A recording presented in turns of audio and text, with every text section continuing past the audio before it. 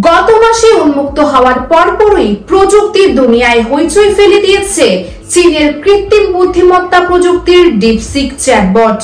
আর তাই এক মাসের মধ্যেই তারকা বনে গেছেন চ্যাটবটটির নির্মাতা প্রতিষ্ঠান ডিপসিকের প্রতিষ্ঠাতা লিয়াং ওয়েনফেং।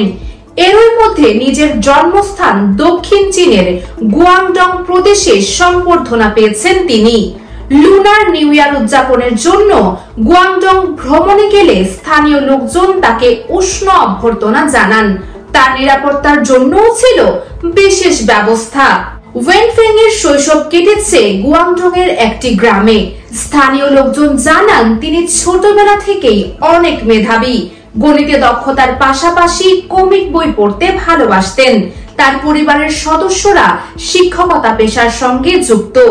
এক স্থানীয় বাসিন্দা বলেন, ওয়েনফেং ফুটবলও খেলতেন। আমরা একই গ্রামে বড় হয়েছি, তাকে নিয়ে আমরা গর্বিত। তবে বিশ্বজুড়ে আলোচনার শীর্ষে থাকলেও ওয়েনফেং নিজেকে আড়ালে রাখতে চান। আর তাই তিনি বরাবরই জনসম্মুখে আসার বিষয়টি এড়িয়ে চলেছেন। 40 বছর বয়সী ওয়েনফেং তারকা পরিচিতির পাশাপাশি কোটিপতিও বনে গেছেন।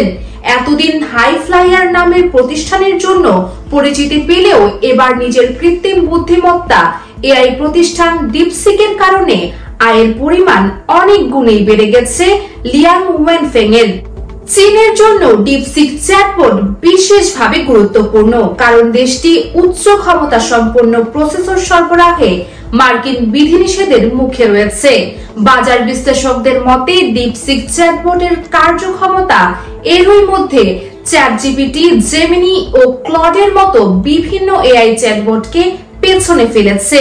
এর ফলে কৃত্রিম বুদ্ধিমত্তার দুনিয়ায় যুক্তরাষ্ট্রের আধিপত্যকে হুমকির মুখে ফেলেছে চীন। US Bengal news desk.